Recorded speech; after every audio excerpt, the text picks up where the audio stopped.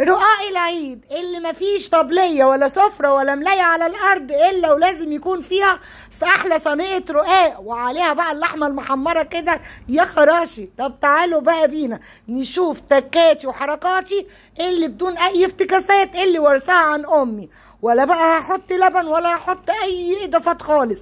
أنا عايزة كل اللي عايزاه شوية شوربة كده مليانين بهاريز، وما أقولكيش بقى شوية شوربة على أبوهم يكونوا كده متكلفين، ومعانا سمنه وبس، سمنه وبس. ادي الشوربه سخنه وادي صينيه المونيا، صينيه المونيا. ارجعوا للقديم، من فتره قديم وتاهي يا بنات. احلى رقاق صراحه تكليف الصينيه الالمونيا. وانا بقى عندي ايه؟ الصواني البلدي اللي انتوا شايفينها دي.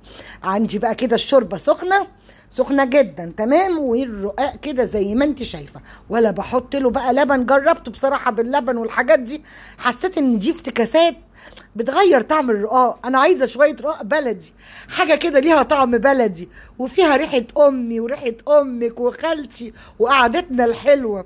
وبمناسبه قعدتنا الحلوه انا عامله لكم بكره حته فيديو قمر قمر قمر قمر. انما الفيديو بتاع النهارده مليون قمر ويستاهل 100 لايك. زي ما انتم شايفين كده بمسك الرقاق بتاعي.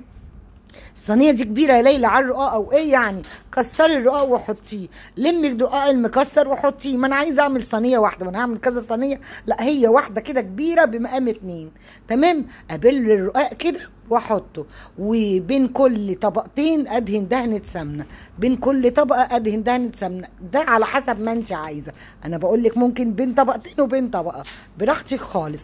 بعد ما دهنت كده وعملت الراق من بالظبط 4 رقاقات. طب ما انت صف واحد، لا انا حطيت 4 رقات بس، مش لازم كلهم يعني قدام الكاميرا تمام. بعد كده بقى هنزل باللحمه المعصجه بتاعتنا اللي احنا عصجناها من يومين في فيديو كان حلو قوي قوي قوي تمام، وما فيهاش اي افتكاسه، لحمه برده متعصجه بدون اي اضافات.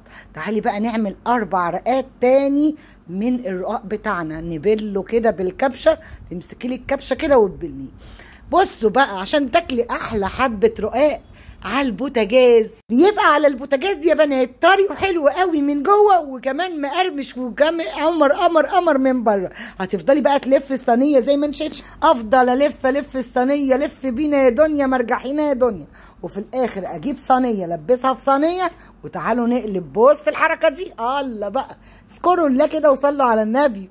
تعالوا بقى نشيل كده ونشوف جمال شكل الصينيه. اللهم بارك، حاجه كده قمر قمر قمر قمر من هنا لحد الاخر الدنيا. وتعالوا برضو نلف الصينيه، لف بينا يا دنيا. افضلي ايدك فيها واوعي تعلي عليها النار. لازم الرقاق تكون العين عاليه عليه، اوعي توطيها تمام. طالما هتعمليه من فوق تكون العين عاليه. ليه بقى؟ لو وطيتي بسم الله الرحمن الرقاق بتاعك هيلزق يا ست البنات. تعالي بعد ما استوى كده وشه والقاع بتاعه، تعالي نشوف احلى فطير. ده فطير مشلتت ده يا ناس، ده مش رقاق، ده حاجه كده قمر.